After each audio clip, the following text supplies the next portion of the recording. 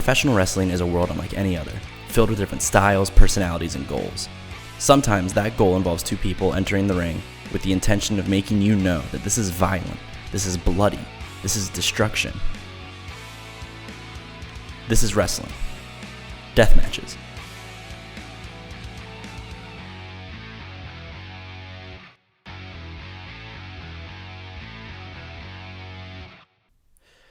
The history of the term deathmatch in pro wrestling can be traced all the way back to the NWA Southwest in the 1950s with their advent of the Texas Deathmatch. Now, the rules to the Texas Deathmatch are simple, and they go as follows. Rule number 1, there are no disqualifications. Rule number 2, you must pin or submit your opponent. Rule number 3, after a pin or submission, your opponent must remain down for a count of 10. And rule number 4, have fun. The Texas Deathmatch was typically used to end long-term feuds between wrestlers who were known for having bloodier than usual matches. For the time, think Dusty Rhodes or any wrestler with the last name Funk. This match type would eventually spread from the NWA Southwest in Texas into territories that were similar in Florida and Memphis. And it would remain a staple of the NWA Southwest until they folded their hardcore division in April of 2001. Fun fact, the last holder of the NWA Texas Hardcore Championship would be convict number 00187. In the modern context, what the NWA Southwest was doing would likely be hardcore by today's standards. Now, it's important that we note that hardcore and deathmatch are kind of like a rectangle square scenario. All death matches are hardcore matches, but not all hardcore matches are death matches. If we are looking for the modern definition of the death match, we need to take a trip over the Pacific to our friends in Japan and Frontier Martial Arts Wrestling. Frontier Martial Arts Wrestling was founded in Japan in 1989 and is largely credited as being the innovator of historically violent matches. They've had matches like the, reading off of a list here, no rope barbed wire time bomb death match, the fire and live piranha death match, and the electrified barbed wire barricade double hell death match. That's right, 2 hells for the price of 1. Frontier Martial Arts Wrestling would go on to put on some of the most insanely violent death matches that the world's ever seen, and it would influence deathmatch wrestling both in Japan and in America. That is until 2002, when Frontier Martial Arts Wrestling suffered its initial closure. Perhaps unsurprisingly, this closure came due to the owner at the time, Shoichi Arai's, debt to the Yakuza. So there's the history of the term deathmatch and the organization that led to its modern definition. But that leads us to today. Where is deathmatch wrestling? What are we doing with it? How is it being executed here in America? Well, I took it upon myself to go check out what might be the biggest deathmatch wrestling tournament in America, if not the whole world. Combat Zone Wrestling's Tournament of Death, which recently held its 18th running in Voorhees, New Jersey.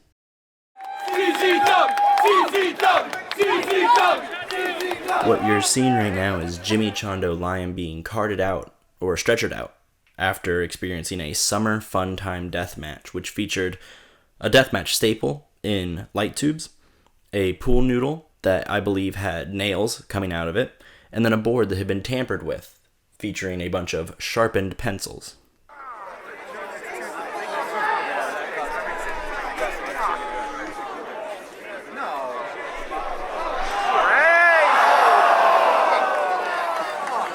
And then, of course, the move that would lead to him being taken out on a stretcher, a pile driver on top of a minivan. When it comes to deathmatch wrestling, you're going to experience 3 L's: light tubes, lighters, and loyalty.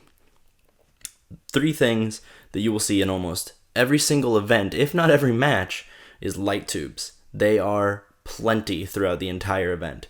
Lighters, you will see here in a little bit with a pane of glass that was lit on fire. And then loyalty, as you'll know by fan chants that occurred during the event.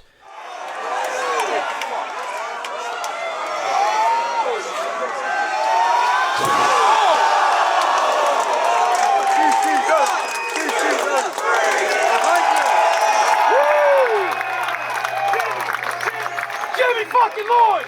Jimmy fucking Lloyd! Jimmy fucking Lloyd!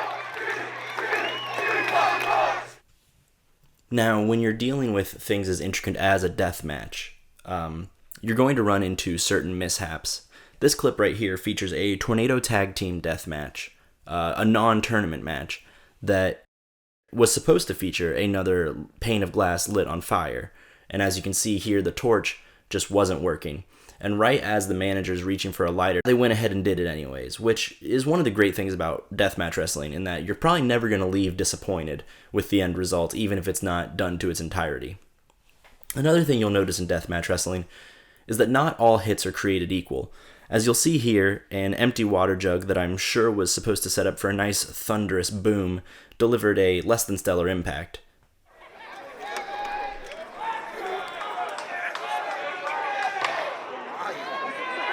But then a Xbox 360, I believe, caused one of the best sounding crashes of the night. No, not the shoulder! Oh! Alright.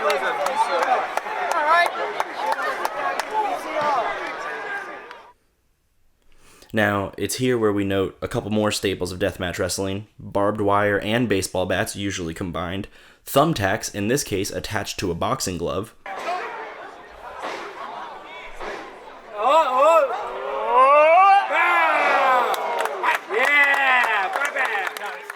and chairs, this one used to be thrown into the aforementioned barbed wire baseball bat. Really, with deathmatch wrestling, there's only so much you can do with the basics until you just have to start piling the violence on top of each other. Here you see we're back at the minivan. This is during a Fans Bring the Weapon match, and I believe the minivan was actually brought to the tournament to be one of the weapons. I don't know that for sure. Come on, bring him up here!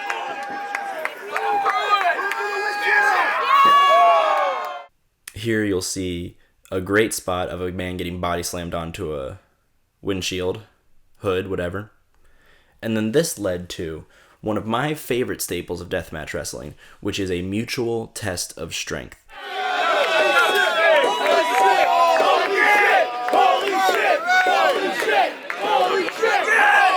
And it's where the two competitors, usually gassed, usually after a long time fighting each other trying to win the match, decide to take a seat and duke it out, mano a mano, punch for punch, and see which one collapses first.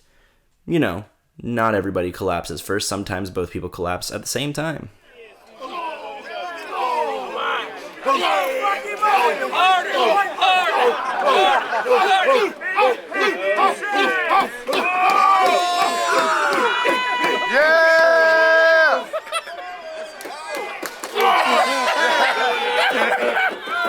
All in all, I would say Combat Zone Wrestling's Tournament of Death 18 was a great experience, and I actually, prior to this, had not been that big of a fan of deathmatch wrestling, or at least never been to see it myself, and I left feeling more interested than I thought I would.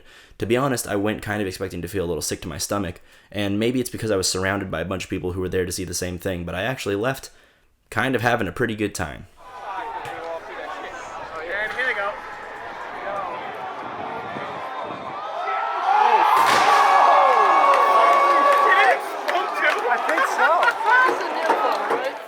So there you have it. And even though I showed you plenty, there's still much more to view online.